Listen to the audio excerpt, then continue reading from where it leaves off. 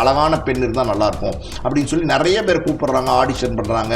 ஆடிஷன்னா அன்னைக்கு வீடியோலாம் எடுக்க மாட்டாங்க. அன்னைக்கு அதிகபட்சம் சில்க் ஃபோட்டோகிராஃபரை வச்சு ஜெமினி கணேசனும் காஞ்சனாவும் வந்து லவ் பேர்ஸு. அந்த லவ் ஃபீலோட பாடக்கூடிய ஒரு காதல் பாட்டு. என்னுடைய ரத்தம் அது வேர்வை சிந்தி சம்பாரிச்ச சொத்து, அதனால் அதை எப்படியாவது திருப்பி கிடைக்கிறதுக்கு செய்யுங்க. எல்லாருமே வேண்டுவாங்கல்ல, ஒரு பக்தி கடவுள் நம்பிக்கை இருக்கிறவங்க எல்லாருமே வேண்டுவாங்கல்ல. நிறைய அப்ஸ் அண்ட் டவுன்ஸ், ஏகப்பட்ட சிக்கல் பிரச்சனைகள், ஏகப்பட்ட துன்பங்கள் எல்லாத்தையும் கடந்து தான் காஞ்சனம்மா வந்து இன்னைக்கு வாழ்ந்துட்டு இருக்காங்க. ஆனாலும் பார்த்தீங்கன்னா ஹாய் ஹலோ வணக்கம் சினி கார்னர் நேயர்களே, welcome to the show cinema சர்ச்சைகள். நான் உங்க விஜய் தயா. இன்னைக்கான நேர்காணல்ல நம்மளோட யார் இணைஞ்சிருக்காங்க அப்படின்னா சினிமா விமர்சகர் மற்றும் ஆஸ்கர் மூவிஸ் தயாரிப்பாளர் பாலாஜி பிரபு அவர்கள் தான். இன்னைக்கு நடிகை காஞ்சனா அவர்களை பத்தி தான் பேச போறோம். மொத்த சொத்துக்களையும் வந்து திருமலை திருப்பதி தேவஸ்தானம்க்கு எதுக்கு கொடுத்தாங்க, என்ன பின்னணி, இதை பத்தி எல்லாம் பேசலாம். வாங்க அவரை சந்திக்கலாம். வணக்கம் சார், எப்படி இருக்கீங்க? வணக்கம்மா, நல்லா இருக்கேன். சோ காஞ்சனா அவர்கள் முதல்ல இண்டஸ்ட்ரிக்கு எப்படி வந்தாங்க, எப்படி ஷைன் ஆனாங்க? காஞ்சனா அவங்க வந்து பார்த்தீங்கன்னா ஹேர் ஹோஸ்டஸாக இருந்தாங்க. ஹேர் ஹோஸ்டஸ்னா விமான பணிப்பெண். 1963 விமான பணிப்பெண். யோசிச்சு பாருங்க, விமானம்லாம் இப்போ வந்து எல்லாருமே போக ஆரம்பிச்சிட்டாங்க. இப்போ எல்லா இடத்துக்குமே விமான பயணம் வந்துருச்சு. அந்த காலகட்டத்தில எல்லாம் பார்த்தீங்கன்னா விமானம் அப்படிங்கிறதே வந்து ஒரு பெரிய விஷயம், விமானத்தில் பயணம் பண்ணுறதே பெரிய விஷயம். அப்போ விமான பணிப்பெண் ஹேர் ஹோஸ்டஸ் அப்படின்னும் போது அவங்க பார்க்கறதுக்கே பார்த்தீங்கன்னா விமானத்தில் பயணம் பண்ணுவாங்க. அந்த அளவுக்கு அழகாக இருப்பாங்க அப்படின்னு சொல்லுவாங்க. ஏன்னா வந்து பார்த்தீங்கன்னா அவ்வளோ க்யூட்டாக, அவ்வளோ யங்காக, அவ்வளோ குட் லுக்கிங்காக, கிட்டத்தட்ட ஒரு 4-5 லாங்குவேஜ் தெரிஞ்ச, நல்ல வெல் எஜுகேட்டட். அவங்களுடைய ட்ரெஸ்ஸிங் ஸ்டைல்லேருந்து ஹேர் ஸ்டைல்லேருந்து எல்லாமே ரொம்ப எலிகெண்ட்டாக இருக்கும். ஒரு விமான பணிப்பெண் அப்படின்னா அவங்க அந்த விமானத்துலேருந்து இறங்கி நடந்து அந்த ஏர்போர்ட்டுக்குள்ளெல்லாம் வரும்போது பார்த்தீங்கன்னா எக்ஸலண்ட்டாக இருக்கும். அந்த மாதிரி ஒரு ஸ்டைலிஷ் பர்சனாலிட்டி இருக்கிறவங்கள தான் விமான பணிப்பெண்ணாக வந்து செலக்ட் பண்ணுவாங்க. ஸோ காஞ்சனா வந்து 1963 விமான பணிப்பெண்ணாக பணியாற்றியவர். இப்போ ஸ்ரீதர் சார், டைரக்டர் ஸ்ரீதர், அவரை பற்றி எல்லாருக்குமே தெரியும். ஸ்ரீதர் சாரை தெரியாதவங்களே கிடையாது. அவர் அந்த காலத்திலே பார்த்தீங்கன்னா கல்யாண பரிசு, அதுக்கப்புறம் நெஞ்சிருக்கும் வரை, நெஞ்சம் மறப்பதில்லை, சுமை தாங்கி, இப்படி நிறைய படங்கள் எடுத்திருக்கிறாரு. ரொம்ப புகழ்பெற்ற ஒரு ட்ரெண்ட் செட்டர் டைரக்டர் ஸ்ரீதர் சார்னு சொல்லலாம். பேரும் புகழோடு இருந்த ஒரு காலகட்டம். தமிழில் மட்டுமில்ல, ஹிந்தியில் இன்னும் பல மொழிகளில் வந்து பெரிய வெற்றி படங்களை கொடுத்த ஒரு நல்ல ஒரு இயக்குனர் தான் ஸ்ரீதர் சார். அவர் வந்து பார்த்தீங்கன்னா ஒரு நண்பர், அவருடைய நண்பர் செங்கல்பட்டில் தான் ஸ்ரீதர் சாருடைய ஆரம்ப காலம் இருந்தது. செங்கல்பட்டில் அவரோட கூட பள்ளியில் படித்த ஒரு நண்பர், அவர் பேர் வந்து கோபு. பின்னாடி வந்து சித்ராலயா கோபுன்னு மாறிடுச்சு. சித்ராலயா அப்படிங்கிறது ஸ்ரீதர் சாரனுடைய பட நிறுவனத்தினுடைய பேர், சித்ராலயா ப்ரொடக்ஷன்ஸ். அப்படி இருக்கும்போது ஸ்ரீதர் சாரோடைய இந்த கோபு வந்து பயணிக்க ஆரம்பிக்கிறாரு. அதுக்கப்புறம் நிறைய படங்கள் கூட வந்து சித்ராலயா கோபு அவர்கள் தனியாக டைரக்ட் பண்ணியிருக்காரு. ஸோ ஆரம்பத்தில் ஸ்ரீதர் சாரோட பயணிச்சுட்டு இருந்த காலகட்டங்களில் ஸ்ரீதர் சாரை பொறுத்த வரைக்கும் பார்த்தீங்கன்னா யாரும் பக்கத்தில் நெருங்கி பேச முடியாது. ஏன்னா அன்னைக்கு மிகப்பெரிய ஒரு பிரபலமான இயக்குனர். அப்படி இருக்கும்போது இவர் பள்ளி நண்பர் அப்படின்னும் போது அந்த பள்ளி நண்பர் மிக உரிமையோட ஸ்ரீதர் சார்கிட்ட பேசுவார். அப்படி ஒரு தடவை பார்த்தீங்கன்னா பீச், அதாவது நம்ம மெரினா பீச்சில் வந்து ஸ்ரீதர் சாரும் சித்ராலயா கோபு சாரும் உட்காந்து பேசிட்டு இருக்காங்க. ஒரு மாலை நேரத்தில் காரில் உட்காந்து பேசிட்டு இருக்காங்க. அப்போ பார்த்தீங்கன்னா அந்த சித்ராலயா கோபு சார் வந்து ஸ்ரீதர் சார்கிட்ட கேட்குறாரு, ஸ்ரீதர் எப்பவுமே நீ வந்து ஒரு ஒரு மாதிரி சென்டிமெண்ட் படங்களாக எடுக்கிறிய, சுமை தாங்கி, நெஞ்சிருக்கும் வரை, நெஞ்சம் மறப்பதில், இப்படி எடுக்கிறியே, ஏன் வந்து ஒரு ஜாலியாக லைட்டர் வெயிட்டில் ஒரு காமெடி படம், லவ் அண்ட் காமெடி மிக்ஸ் பண்ண மாதிரி ஒரு படம் எடுக்கக்கூடாது, ஒரு புது ஜானல் ஏன் ட்ரை பண்ணக்கூடாது அப்படின்னு சொல்லி அவர்கிட்ட கேட்குறாரு. அப்போ ஸ்ரீதர் சாரும் யோசிக்கிறார், நல்லா இருக்கே இந்த ஐடியா கூட, நம்ம எப்போவுமே ஒரு சென்டிமெண்ட் படம் தானே எடுக்கிறோம், ஏன் வேற மாதிரி படம் எடுப்போமே அப்படின்னு ஒரு தாட் ரெண்டு பேருக்கும் வந்து அப்புறம் வந்து ஒரு விவாதம் பண்ண ஆரம்பிக்கிறாங்க. ஒரு லைட்டர் வெயிட்டில் ஒரு காமெடி கதை, அதுக்குள்ளே ஒரு காதலும் இருக்கலாம். எப்போவுமே காதல் இருந்தால் தான் அந்த கதை வந்து லைவாக இருக்கும். அப்படி ஒரு பிளான் பண்ணி ஒரு கதையை வந்து உருவாக்குறாங்க. கிட்டத்தட்ட பார்த்தீங்கன்னா 1 வருஷம் ஒரு கதையை வந்து உருவாக்குறாங்க. அந்த கதை தான் காதலிக்க நேரமில்லை. அந்த படத்தை வந்து ரெடி பண்ணதுக்கப்புறம் பார்த்தீங்கன்னா அந்த படத்தில் ரவிச்சந்திரன் ஒரு ஹீரோவை ஃபிக்ஸ் பண்ணுறாங்க, முத்துராமனை ஒரு ஹீரோவை ஃபிக்ஸ் பண்ணுறாங்க, இன்னும் பார்த்தீங்கன்னா நாகேஷ், பாலையா, சச்சு எல்லாரையுமே ஃபிக்ஸ் பண்ணுறாங்க. முத்துராமனுக்கு ஒரு பேர் வேணும். அந்த முத்துராமனுக்கு ஒரு பேராக யாரை போடலாம், அன்னைக்கு நடிச்சிட்டு இருந்தவங்க யாரை போடலாம் அப்படின்னா அவர் சித்ராலயா கோபு சார் சொல்கிறாரு, இல்லை ஒரு ஃப்ரெஷ்ஷாக ஒரு புதுமுகத்தை போட்டால் நல்லாயிருக்கும். ஏன்னா ஒரு காதல் கதையாக இருக்கிறதுனால ஒரு யங்ஸ்டர் இருந்தால் நல்லாயிருக்கும், ஒரு பெண் அழகான பெண் இருந்தால் நல்லாயிருக்கும் அப்படின்னு சொல்லி நிறைய பேர் கூப்பிடுறாங்க, ஆடிஷன் பண்ணுறாங்க. ஆடிஷன்னா அன்னைக்கு வீடியோலாம் எடுக்க மாட்டாங்க. அன்னைக்கு அதிகபட்சம் சில்க் ஃபோட்டோகிராஃபரை வச்சு ஃபோட்டோ ஸ்டில் எடுப்பாங்க, அவங்க நடிக்க சொல்லி பார்ப்பாங்க. வருவாங்க, அவங்களை பேச சொல்லி பார்ப்பாங்க, டயலாக் டெலிவரி எப்படி இருக்கு, பெர்ஃபார்மன்ஸ் எப்படி இருக்கு, ஃபேஸ் ரியாக்ஷன் எப்படி இருக்கு, பாடி லாங்குவேஜ் எப்படி இருக்குன்றத நடிக்கும் போதே பார்த்து தெரிஞ்சுப்பாங்க. அப்படிதான் ஆடிஷன்ல செலக்ட் பண்ணுவாங்க. நிறைய பேரை கூப்பிட்டு செலக்ட் பண்றதுக்கு கேட்குறாங்க, நிறைய பேர் வர்றாங்க ஸ்ரீதர் சாரோடைய படம்னும் போது. ஆனால் ஸ்ரீதர் சாருக்கு எதுவுமே யாரையுமே பெருசாக பிடிக்கல.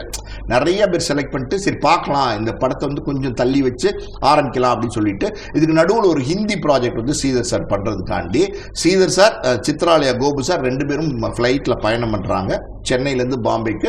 அப்படி ஃப்ளைட்டில் பயணம் பண்ணும்போது அங்கேயும் இங்கேயும் போயிட்டு இருந்த ஒரு பெண்மணி, ஒரு ஹேர் ஹோஸ்டஸ் தான் காஞ்சனா. அப்போ தான் வந்து ஸ்ரீதர் சார் முதல்ல காஞ்சனா அவங்கள பார்க்குறாங்க, நடிகை காஞ்சனா அவங்கள பார்க்குறாங்க. ஸ்ரீதர் சார் கொஞ்சம் தண்ணி சாப்பிடணும் போல இருக்குது, அதாவது தண்ணினா வாட்டர், நார்மல் வாட்டர்.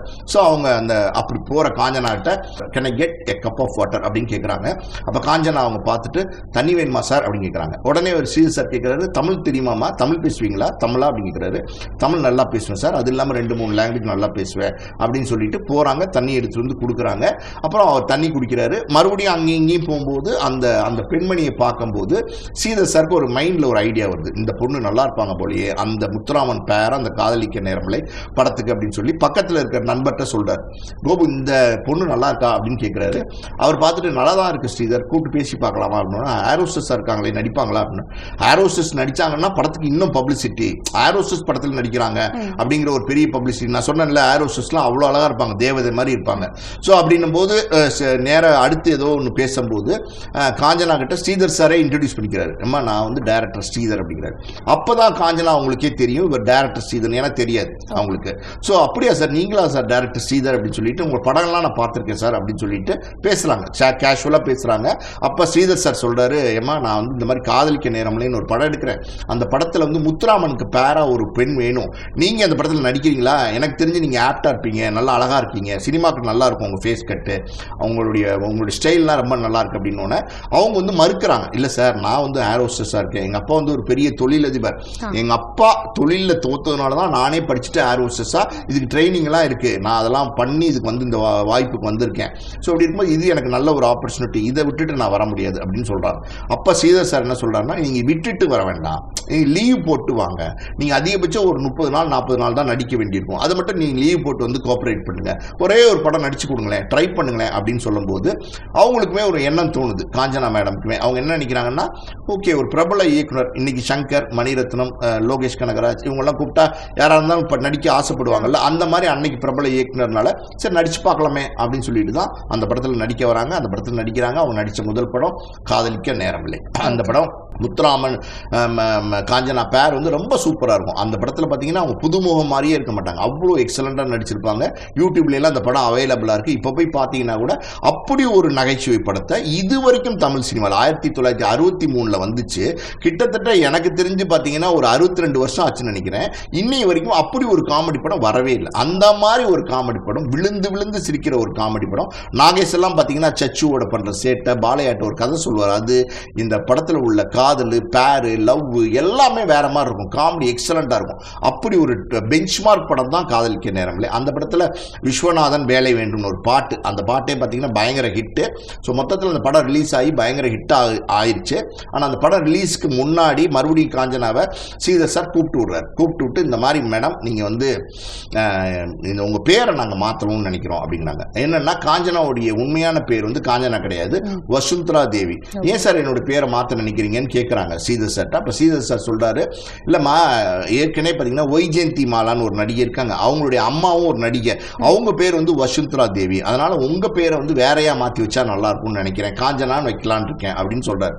அப்போ காஞ்சனா என்ன சொல்கிறாங்கன்னா, சார் நான் இந்த ஒரு படத்தோட போக போகிறேன், என்னுடைய தொழில் இது இல்லை, என்னுடைய தொழில் வந்து ஏர் ஹோஸ்டஸ் வேலை, அதனால் நான் இதோட போக போகிறேன், அதனால் என்னுடைய ஒரிஜினல் நேம் வசுந்தரா தேவியை வைங்க அப்படிங்கிறாங்க. ஸ்ரீதர் சார் சொல்கிறாரு, இல்லைம்மா உங்களுக்கு உங்கள் திறமை தெரியல, ஆனால் ஒரு கிரியேட்டரா, ஒரு இயக்குனரா, ஒரு படைப்பாளியா நீங்கள் எவ்வளோ பெரிய உயரத்துக்கு போவீங்கன்னு எனக்கு பெரிய நம்பிக்கை இருக்குது. நீங்கள் தமிழ் சினிமாவில் மட்டும் இல்லை, இந்திய சினிமாவில் ஒரு நோட்டபிள், ஒரு நம்பர் 1 ஸ்டாரா, ஒரு பெரிய ஹீரோயினா வருவீங்க, மார்க் மை வேர்ட்ஸ் அப்படின்னு சொல்லிட்டு அவங்க பேரை மாற்றி வைக்கிறேன் அப்படிங்கிறாங்க. காஞ்சனாக்கே நம்பிக்கை இல்லை. சரி சார் மாற்றி வைங்க, அப்படி தான் அறிமுகமாகறாங்க ஸ்ரீதர் சாரால். Okay sir. ஸோ எப்படி வந்தாங்க அப்படின்ற விஷயத்த சொல்லிட்டீங்க. ஆனா அவங்களுக்கு ஏதாவது காதல் கதைகள் இருந்ததா? ஏன் அவங்க திருமணமே பண்ணிக்கல? காதல் கதைகள்லாம் இல்லை. அதாவது காஞ்சனா அப்படின்னு சொன்னா ஸ்ரீதர் சார் சொன்ன மாதிரி பார்த்தீங்கன்னா ஒரு பிரபலமான நடிகையாக மாறிடுறாங்க. அந்த முதல் படத்திலேயே பார்த்தீங்கன்னா அவங்களுக்கு நிறைய வாய்ப்புகள்லாம் வருது. ரொம்ப அழகாக இருப்பாங்க, ரொம்ப ஃபேர் லுக்கிங்காக இருப்பாங்க, ரொம்ப குட் லுக்கிங்காக இருப்பாங்க, ராணி மாதிரி இருப்பாங்க அப்படின்னு சொல்லுவாங்க. காஞ்சனாவை அந்த காலத்தில் பார்த்தவங்க, அந்த காலத்தில் இருந்த யங்ஸ்டர்ஸ் அந்த அளவுக்கு லைக் பண்ணுவாங்க. ரொம்ப டிப்ளமேட்டிக், ரொம்ப டீசென்ட் ட்ரெஸ்ஸிங்கு, எக்ஸ்பிரஷன்ஸ் எல்லாமே ரொம்ப வித்தியாசமாக இருக்கும். அப்படி ஒரு படம் அது வந்து எப்படின்னா தெலுங்குல வந்துச்சு. அந்த படம் வந்து ஸ்ரீ கிருஷ்ண அவதாரம் அப்படின்னு வந்து அவங்களுடைய பேர் வந்து பார்த்தீங்கன்னா சத்யபாமா. அந்த ராணி சத்யபாமாங்கிற ராணி கேரக்டரில் வந்து காஞ்சனா நடிச்சிருப்பாங்க. அவ்வளவு எக்ஸலண்ட்டாக இருக்குமா. அப்படியே ஒரு ராணி எப்படி இருந்தால் எப்படி இருக்குமோ அந்த அளவுக்கு தத்ரூபமாக. ராணினா அவங்களுக்கான எலிகன்சி வேணும். அதில் பார்க்கும்போது அந்த அப்பியரன்ஸ் பார்த்தா அடடா ரொம்ப பிரமாதமாக இருக்காங்களே, உண்மையான ராணியா அப்படிங்கிற மாதிரி எண்ணுற அளவுக்கு பார்த்தீங்கன்னா அவங்க அந்த படத்தில் நடிச்சிருக்காங்க. ஸோ அதுக்கப்புறம் காஞ்சனாக்கு வந்து நிறைய படங்கள் வாய்ப்பு வருது. தமிழ், தெலுங்கு, மலையாளம், கன்னடம் 4 மொழிகளில் பார்த்தீங்கன்னா சூப்பர் ஸ்டாராக மாறுறாங்க, பெரிய ஹீரோயினாக மாறுறாங்க. அப்போ தமிழ்லேயே வந்து ஸ்ரீதர் சார் இன்னொரு படம் எடுக்கிறாரு, சிவந்தமன் அப்படின்னு ஒரு படம் எடுக்கிறாரு. அந்த படத்தில் பார்த்தீங்கன்னா ஒரு பாட்டு, அதாவது பட்டத்து ராணி பார்க்கும் பார்வை அப்படின்னு ஒரு பாட்டு எக்ஸலண்டாக இருக்கும். நீங்கள் இப்போ கூட போய் பாருங்க, அதனுடைய ரியாக்ஷன்ஸ் எல்லாம் இருக்குது பார்த்தீங்களா. அது ட்ரெஸ்ஸிங் ஸ்டைல்லாம் கிட்டத்தட்ட பார்த்தீங்கன்னா ஒரு ராணி மாதிரி தான் இருக்கும். அந்த பாட்டு வந்து ரொம்ப வித்தியாசமாக இருக்கும். சிவாஜி கணேசன் நடித்த படம். அந்த பாட்டு அன்னைக்கு மிகப்பெரிய சூப்பர் ஹிட் சாங், மிகப்பெரிய சூப்பர் ஹிட் சாங்கு. அதுல எல்லாம் காஞ்சனா நடிக்க ஆரம்பிக்கிறாங்க. அதெல்லாம் வந்து காஞ்சனாவை இன்னொரு அடுத்த உயரத்துக்கு வந்து கொண்டு போகுது. அதே காலகட்டத்தில் பார்த்தீங்கன்னா சாந்தி நிலையம்னு ஒரு படம், ஜெமினி கணேசன் அண்ட் காஞ்சனா சேர்ந்து நடிக்கிறாங்க. அந்த பாட்டு இப்பயும் இருக்கு. அதாவது இயற்கை என்னும் இளைய கண்ணு ஏங்குகிறாள் துணையை எண்ணி. அந்த சாங்கு அது ஒரு படகுல போற மாதிரி இருக்கும். ஜெமினி கணேசனும் காஞ்சனாவும் வந்து லவ் பேர்ஸ், அந்த லவ் ஃபீலோட பாடக்கூடிய ஒரு காதல் பாட்டு. அந்த பாட்டில் நீங்க காஞ்சனாவை போய் பார்த்தீங்கன்னா அவங்களுடைய ஹம்மிங் பண்ணிட்டு தான் அந்த பாட்டை பாடிட்டு வருவாங்க. அதே மாதிரி ஜெமினி கணேசனுமே ஹம்மிங் பண்ணி தான் அந்த பாட்டை ஆரம்பிப்பாங்க. 2 பேருடைய எக்ஸ்பிரஷன்ஸ் இருக்கு பார்த்தீங்களா, எக்ஸ்ட்ராடனரியா இருக்கும். ஒரு பேரு, ஒரு லவ் சாங் அப்படின்னா அதுல எந்த விரசமும் இருக்காது, எந்த அசிங்கம் இருக்காது, பாடல் வரிகள் அசிங்கம் இருக்காது, எதுவுமே இருக்காது. அவ்வளவு அழகா, அவ்வளவு தத்ரூபமா ஒரு என்ன மீட்டர்ல ஒரு பாட்டை நடிக்கணுமோ அந்த மீட்டர் நடிச்சிருப்பாங்க. அந்த பாட்டை இசையமைச்சது யார் அப்படின்னா MS விஸ்வநாதன். அந்த பாட்டை எழுதுனது எப்படின்னா கண்ணதாசன். இந்த பாட்டை பாடினது வந்து SPB சுசீலாமா. ஸோ மொத்தத்தில் ஒரு படம், ஒரு பாட்டு அப்படின்னா அது ஒரு பெரிய ரீச். எப்பவுமே வந்து ஒரு படத்தில் ஒரு பாட்டு ஹிட் ஆயிடுச்சுன்னு வச்சுக்கோங்களேன், அந்த நடிகை அந்த படத்தில் நடிச்சிருக்காங்க, அந்த நடிகர் அந்த பாட்டு நடிச்சிருக்காங்கன்னா அது வேற ஒரு உயரத்துக்கு அவங்களை கொண்டு போகும். அப்படிதான் காஞ்சனா வந்து தொடர்ந்து நிறைய படங்கள் நடிக்கிறாங்க. ஜெமினி நடிக்கிறாங்க, சிவாஜியோட நடிக்கிறாங்க, எல்லாரோடையும். அன்னைக்கு இருக்கிற டாப் ஸ்டார்ஸ் எம்ஜிஆரோட நடிக்கிறாங்க. எம்ஜிஆரோட எல்லாம் நான் ஏன் பிறந்தேன், பறக்கும் பாவை, இப்படி நிறைய படங்கள் நடிக்கிறாங்க. அதே காலகட்டத்தில் வந்துச்சு ஒரு படம், பாமா விஜயம்னு ஒரு படம். அந்த படமெல்லாம் பார்த்தீங்கன்னா ரொம்ப எக்ஸ்ட்ராடனரியா இருக்கும். அந்த படத்தில் காஞ்சனாவுடைய நடிப்பு எல்லாமே வேற மாதிரி இருக்குமா. அது காஞ்சனா அப்படின்னா அது ஒரு நல்ல ஒரு டீசென்டான ஆர்டிஸ்ட்டுங்கிற ஒரு பேர் வந்துருச்சு. நான் சொன்னேன்ல, ரொம்ப பாப்புலர் ஆயிட்டாங்க. கூட வந்து பார்த்தீங்கன்னா காஞ்சனாவுக்கு அவங்க அம்மா, அப்பா, அப்புறம் பார்த்தீங்கன்னா சொந்தக்காரவங்க யார் அப்படின்னா அக்கா தங்கச்சிங்க, அண்ணன் தங்கச்சிங்க, தம்பிங்க, இப்படி வந்து நெருங்கிய உறவினர்கள் வந்து காஞ்சனா ஒரு பிரபல நடிகையா இருக்காங்கன்னு காஞ்சனாவை சுத்தி ஒரு பெரிய கூட்டம் இருக்காங்க. எல்லாருமே காஞ்சனாவுடைய வருமானத்தை நம்பி தான் இருக்காங்க. காஞ்சனா வந்து ஒரு பெரிய நடிகையா இருக்கிறதுனால அவங்க கால் ஷீட்ல அவங்க அம்மா அப்பா தான் பாக்குறாங்க. அவங்க அம்மா அப்பா இந்த படத்துக்கு டேட்ஸ் கொடுத்துருக்கோம், இங்க போகணும் அப்படின்னா பெங்களூர் போவாங்க, கேரளா போவாங்க, தமிழ்நாட்டுக்கு வருவாங்க. அப்படி மாறி மாறி மாறி மாறி நடிச்சுட்டு இருந்தாங்க. 24/7 எல்லாமே பார்த்தீங்கன்னா காஞ்சனாவுடைய டேட்ஸ், அவங்க நடிக்கிறது, அவங்க பிஸியா இருக்கிறது. அதுல என்ன சம்பளம் வாங்குறாங்க, எவ்வளவு வாங்குறாங்க, அந்த வாங்குற சம்பளம் எங்க போகுது, அதை என்ன பண்றாங்க, எதுவுமே காஞ்சனாக்கு தெரியாது. காஞ்சனாக்கு தெரிஞ்சதெல்லாம் நடிக்கிறது மட்டும்தான். அவங்க அம்மா அப்பா சொல்றாங்க இங்க நடிங்க, அங்க நடிங்க, அங்க நடிங்க, இங்க நடிங்கன்னு சொல்றாங்களே தவிர, அதை நடிக்கிறாங்களே தவிர காஞ்சனா வந்து யார்கிட்டையுமே வந்து என்ன நடக்குதுன்னே தெரிஞ்சுக்கிட்டது கிடையாது. அந்த காலகட்டத்தில் காஞ்சனாக்கு அவங்க அம்மா அப்பா வந்து நிறைய சொத்துக்கள் வாங்கினாங்க. ஆனா எந்த சொத்துமே காஞ்சனா பேர்ல வாங்கப்படல. எல்லா சொத்துமே பாத்தீங்கன்னா உறவினர்கள் பேர்ல வாங்கப்படுது. அக்கா பேர்ல, தங்கச்சி பேர்ல, அண்ணன் பேர்ல, அண்ணி பேர்ல, சித்தப்பா பேர்ல, பெரியப்பா பேர்ல, இப்படி சுத்தமா காஞ்சனாவுடைய வருமானம் எல்லாமே சொத்துக்களா மாற்றப்படுது. ஆனா காஞ்சனா பேர்ல வாங்கப்படல. எல்லாமே வேற உறவினர்கள் பேர்ல வாங்கப்பட்டிருக்கு. எல்லாமே நெருங்கிய உறவினர்கள். ஸோ பேங்க் பேலன்ஸ் ஆகுது காஞ்சனா பேர்ல இருந்துச்சு அப்படின்னா பேங்க் பேலன்ஸுமே காஞ்சனா பேர்ல இருக்கு. இல்ல காஞ்சனாக்கு எதுவுமே தெரியல, காஞ்சனாக்கு மொத்தமாவே எதுவுமே தெரியல. ஆனா அவங்க அம்மா அப்பா எப்படி நினைக்கிறாங்கன்னா இவங்க பிரபலமான நடிகையா இருக்காங்க, இவங்க தொடர்ந்து நடிக்கணும், நடிக்கட்டும், இவங்க தொடர்ந்து நடிச்சா நிறைய வருமானம் வரும்னு காஞ்சனாவுடைய திருமணத்தை பத்தியே அவங்க யோசிக்கல. இப்படியே வந்து பாத்தீங்கன்னா காஞ்சனா வந்து அவங்க காலத்தை ஒரு 40 வயசு வரைக்கும் கடக்குறாங்க. கடந்து திருமணம் பண்ணிக்கலாமா அப்படின்னு யோசிக்கும் போது அப்பதான் அவங்களுக்கு தெரிய வருது அவங்களுடைய சொத்துக்கள் எதுவுமே அவங்க பேர்ல பதியப்படல, அவங்க எந்த சொத்துமே வந்து உரிமையாளரா இல்ல, பணம் பேங்க் பேலன்ஸும் அவங்க பேர்ல இல்ல, மொத்தத்துல எல்லாமே வேற சொந்தக்காரவங்க பேர்ல இருக்குன்னு தெரிய வருது. அப்ப அவங்க கேட்கறாங்க, எனக்கு வந்து என்னோட சொத்துக்கள்லாம் யார் யார் பேர்ல வாங்கியிருக்கீங்க, எனக்கு கொடுங்க என்னோட சொத்துக்களை திருப்பின்னு கேட்கறாங்க. அப்ப இந்த சொந்தக்காரவங்க எல்லாருமே வந்து சொத்துக்களை திருப்பி காஞ்சனாவிடம் ஒப்படைக்க விரும்பவில்லை. இதுதான் நடந்தது. அதனால காஞ்சனா வந்து கோர்ட்டுக்கு போறாங்க. கோர்ட்டுக்கு போய் நீங்க நம்ப மாட்டீங்க, 40 வயசுல இருந்து கிட்டத்தட்ட 70-75 வயசு வரைக்கும் கோர்ட்லேயே போராடுறாங்க. இந்த சொத்துக்களை திரும்ப பெறதுக்கு தன்னுடைய வருமானத்துல தான் அந்த சொத்து வாங்கப்பட்டதுங்கிறத கோர்ட்ல நிரூபிக்கிறதுக்கு இதுக்கெல்லாம் வந்து கிட்டத்தட்ட ஒரு 35 வருஷம் சட்ட போராட்டம் பண்றாங்க. கோர்ட்டு வீடு கோர்ட்டு வீடு கோர்ட்டு வீடு இப்படியே வாழ்ந்துட்டு இருக்கிற காஞ்சனாக்கு மனசுலயும் ஒரு விரக்தி வருது. அதாவது என்னன்னா ஒரு ஏமாற்றப்பட்ட உணர்வு. அதாவது நம்ம எல்லாருமே அது வந்து குறிப்பிட்டு நம்ம சொன்னோம்னா பல பேருடைய மனசு புண்படும். ஏன்னா அவ்வளவு நெருங்கிய உறவினர்கள் தான் காஞ்சனாவுக்கு துரோகம் பண்ணியிருக்காங்க, நெருங்கிய உறவினர்கள். அதுல இருந்து நீங்க புரிஞ்சுக்கங்க. ஸோ அப்படி இருக்கும்போது இவங்க எல்லாமே வந்து இவ்வளவு தூரம் நம்மள வந்து கூட ஒரு ரத்த சதயமா இருந்தவங்க நம்ம சொத்துக்காண்டி இருந்து எல்லாத்தையும் எடுத்துட்டு போயிட்டாங்களே, நம்மளை வந்து இப்ப யார் ஒண்ணுமே இல்லை ஜீரோன்னு ஆக்கிட்டாங்களே அப்படின்னு சொல்லும்போது ஒரு காயம் ஒண்ணு மனசுல வரதானே செய்யும், யாரா இருந்தாலும் வரும்ல. அந்த காயத்துல தான் வந்து பாத்தீங்கன்னா இதை நான் வாங்காம விட மாட்டேன் அப்படின்னு ஒரு வைராக்கியம் எடுத்து அந்த போராட்டத்தை பண்றாங்க. கிட்டத்தட்ட நான் சொன்ன மாதிரி 35 வருஷத்துக்கு மேல சட்ட போராட்டங்கள் நடக்குது. அந்த காலகட்டத்தில் அவங்க அந்த திருமணத்தை பத்தியே நினைக்கல. ஏன்னா அவங்களுடைய ஒரே கோல் வந்து இந்த சொத்தை மீட்டெடுக்கணும்னு நினைக்கிறாங்க. ஆனா சொத்து மீட்டெடுக்கப்பட்டதா அப்படின்னா பல சொத்துக்கள் வந்து மீட்டெடுக்க முடியாமலே அவங்களுக்கு யார் யார் பேர்ல வாங்கினாலும் அவங்க பேர்லயே போயிடுச்சு. பல விஷயங்களை வந்து நீங்க டாக்குமெண்ட் இல்லைன்னா எவிடன்ஸ் இல்லைன்னா கோர்ட்ல ப்ரூவ் பண்ண முடியாது. அப்படி எவிடன்ஸ் இல்லாம ப்ரூவ் பண்ண முடியாம பல சொத்துக்கள் வந்து காஞ்சனாவுடைய கையை விட்டு போயிடுச்சு. அப்ப காஞ்சனா அப்படிப்பட்ட காலத்துல காஞ்சனா சம்பாதிச்ச பணத்துல ஒரு உறவினர் பேர்ல ஒரு இடம் ஒன்று வாங்கினாங்க. அதுதான் ரொம்ப முக்கியமான இடம். அது என்னன்னா ஜிஎன் செட்டி ரோட், டி நகர் இருக்கு இல்லையா, டி நகர்ல அங்க வந்து ரெசிடென்சி ஹோட்டல் இருக்கு, இன்னொரு பக்கம் அக்காடு ஹோட்டல் இருக்கு, ஒரு பிரிட்ஜ் ஒன்று போகும். அது கீழே பாத்தீங்கன்னா ஒரு 8 கிரவுண்ட் இடம். அது வந்து டி நகர் கமர்ஷியல் ஏரியா, அங்க ஃபுல்லா ரெசிடென்ஷியல் ஏரியா கிடையாது, main road commercial area. Commercial ஏரியால 8 கிரவுண்ட் ப்ராப்பர்ட்டி. அந்த ப்ராப்பர்ட்டிக்காண்டி போராடுறாங்க, பயங்கரமா போராடுறாங்க. இன்னும் சில ப்ராப்பர்ட்டிக்காண்டி போராடுறாங்க. பல ப்ராப்பர்ட்டி போனா கூட வேறு சில ப்ராப்பர்ட்டி கிடைக்கும்னு வந்து வக்கீல் வந்து நம்பிக்கை கொடுக்குறாரு. அதனால அந்த நம்பிக்கையில போராடிட்டே இருக்காங்க. இப்படிப்பட்ட காலகட்டத்தில் பாத்தீங்கன்னா திருமண வாழ்க்கையை அவங்க வேணான்னு முடிவு பண்ணாங்க. ஒரு ஸ்டேஜுக்கு மேல ஆன்மீக ஈடுபாடு அவங்களுக்கு ஜாஸ்தி வந்துருச்சு. கோயிலா போக ஆரம்பிக்கிறாங்க. புட்டபர்த்தி போறாங்க, திருப்பதி போறாங்க, இப்படி பழனி போறாங்க, இப்படி எல்லா பக்கமும் கோயிலா போக ஆரம்பிக்கிற காலகட்டத்தில் ஒரு தடவை திருப்பதிக்கு போயிருக்க போது விருத்தியில வேண்டாங்க, ஏழ்மலையானே இந்த சொத்து, அதாவது இந்த பாக்கி கிடைக்கக்கூடிய அந்த சொத்து வக்கீல் கிடைக்கும்னு சொல்றாரு, அதை எனக்கு திருப்பி பெற்றுக் கொடுங்க. அதாவது எனக்கு கிடைக்கணும், நான் கஷ்டப்பட்டு உழைச்சு சம்பாரிச்ச சொத்து, என்னுடைய ரத்தம் அது வேர்வை சிந்தி சம்பாரிச்ச சொத்து, அதனால அதை எப்படியாவது திருப்பி கிடைக்கிறதுக்கு செய்யுங்க. எல்லாருமே வேண்டுவாங்கல்ல, ஒரு பக்தி கடவுள் நம்பிக்கை இருக்கிறவங்க எல்லாருமே வேண்டுவாங்கல்ல.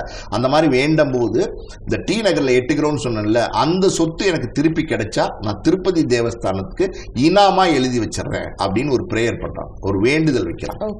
இந்த சொத்து நான் எழுதி கொடுத்துறேன், மீதி சொத்து இருக்கிறத நான் வச்சுக்கிறேன் அப்படின்னு சொல்லி ப்ரே பண்ணும்போது அந்த போராட்டங்கள்ல அந்த சொத்து திருப்பதி தேவஸ்தானத்துக்கு எழுதி வைக்கப்பட்ட, இன்னைக்கு வந்து பத்மாவதி கோயில்னு இருக்கு, அது வந்து இலவசமா எழுதி கொடுத்துறாங்க. அந்த சொத்து அவங்களுக்கு மீட்டு கிடைக்குது.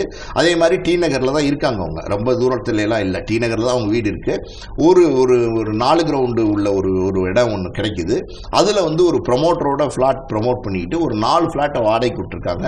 அவங்களோட சிஸ்டர் ஒருத்தருக்கு இருக்காங்க, தங்கச்சி, அவங்க ரொம்ப அவங்களுடைய உறவுல இருக்காங்க.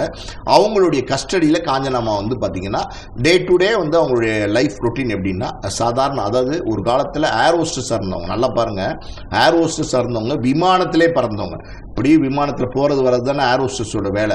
அப்படி இருந்தவங்க இன்னைக்கு வந்து பாத்தீங்கன்னா ஒரு கார் கூட வச்சுக்க கூடாதுன்னு இல்லை, வச்சுக்கிறதுக்கு பணம் இல்லாமன்னு இல்லை. நிறைய பேர் என்ன நினைக்கிறாங்கன்னா காஞ்சனாமா ரோட்டுக்கு வந்துட்டாங்க, பணமே இல்லை, காசே இல்லை, ஒண்ணுமே இல்லை, எல்லாமே ஏமாற்றிட்டாங்க அப்படிங்கிறாங்க.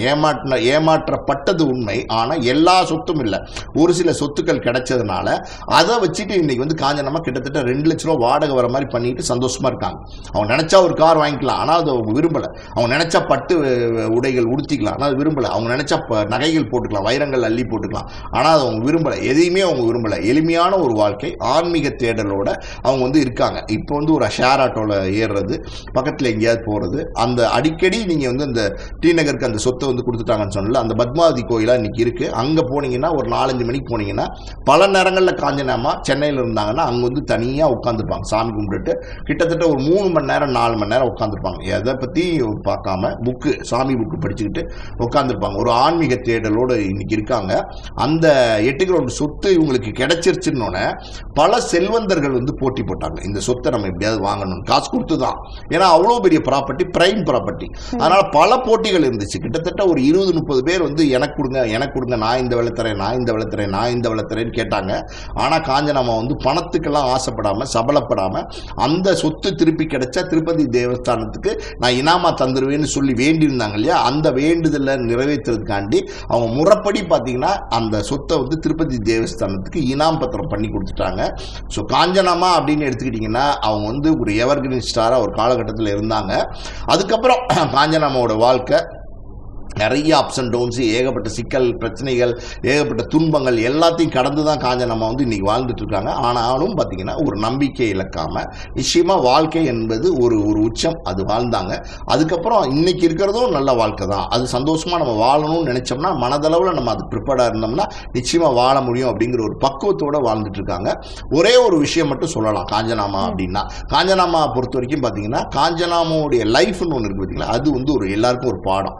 என்ன பாடம் அப்படின்னா, நீங்க புகழ் உச்சியில் இருக்கும்போது நீங்க சம்பாதிக்கிற பணம் எங்க போகுது, உங்களுக்கு வர வருமானம் எங்க போகுது, அது சொத்துக்களா வாங்கப்படுது அப்படின்னா உங்க பேர்ல முறையா வாங்கப்படுதா, இல்ல வந்து பாத்தீங்கன்னா அது யார் பேர்ல வாங்கப்படுது, அவங்க நமக்கு நம்பிக்கையானவங்களா அப்படிங்கறதெல்லாம் நம்ம முறையா பார்க்கணும். அது மாதிரி வர்ற பணம் எல்லாம் பேங்க் அக்கௌண்ட்ல நம்ம பேர்ல தான் இருக்கா அப்படிங்கறதெல்லாம் அந்த ஒரு மெச்சூரிட்டி பாருங்களேன். ஒரு ஏர் ஹோஸ்டஸா இருந்தவங்க, ஒரு 4-5 லாங்குவேஜ் பேசக்கூடியவங்க, படிச்சவங்க, அவங்க பாருங்க எவ்வளவு வெள்ளந்தியா இருந்திருக்காங்க பாருங்க, வெள்ளந்தியா.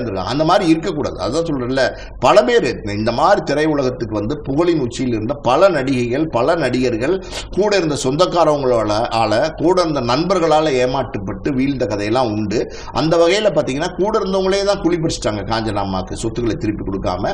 ஸோ இது ஒரு பாடமாக எடுத்துக்கிட்டு நம்ம சம்பாதிக்கிற காலத்தில் வர பணம், சொத்துக்கள் அதெல்லாம் வந்து எங்கே இருக்குது, யார் பேரில் இருக்குது, நம்ம பேரில் இருக்கா அப்படிங்கிறத நம்ம உறுதிப்படுத்திக்கணும். அப்படி தான் வந்து சொத்துக்கள் வாங்கணும். யாரையும் நம்பக்கூடாது. என்ன பொறுத்த வரைக்கும்னா யாருமே நம்பக்கூடாது. உங்களுடைய நெருங்கிய உறவினர்களாக இருக்கட்டுமே, அந்த சொத்துக்கள் உங்க பேர்ல இருக்கணும். உங்களுடைய வாழ்க்கை முடிகிற வரைக்கும் உங்க பேர்ல இருக்கணும். அதுக்கப்புறம் உங்கள் காலத்துக்கு அப்புறம் வாரிசுன்னு ஒரு செட்டார் இருப்பாங்களா, அவங்க ஆட்டோமேட்டிக்கா பிரிச்சு எடுத்துக்க போறாங்க. நீங்க வாழும்போது அந்த சொத்துக்களை இழந்துடக்கூடாது. அப்ப நீங்க வாழும்போது அந்த சொத்துக்களை வச்சிருந்தாதான் உங்களுக்கான குறைஞ்சபட்ச மரியாதை கிடைக்கும். அப்படிதான் இன்னைக்கு சொசைட்டி இருக்கு. ஸோ காஞ்சனாமாவுடைய வாழ்க்கை ஒரு பாடம். Okay sir. ஸோ ரொம்ப அழகாவே அவங்களோட வாழ்க்கை வரலாறு வந்து எடுத்துரைத்தீங்க. நேரத்துக்கு நன்றி. வணக்கம். நன்றி. மீண்டும் இன்னொரு சினிமா சாட்சிகள் எபிசோட்ல உங்களை வந்து சந்திக்கும் வரை, this is Vijay Daya signing off.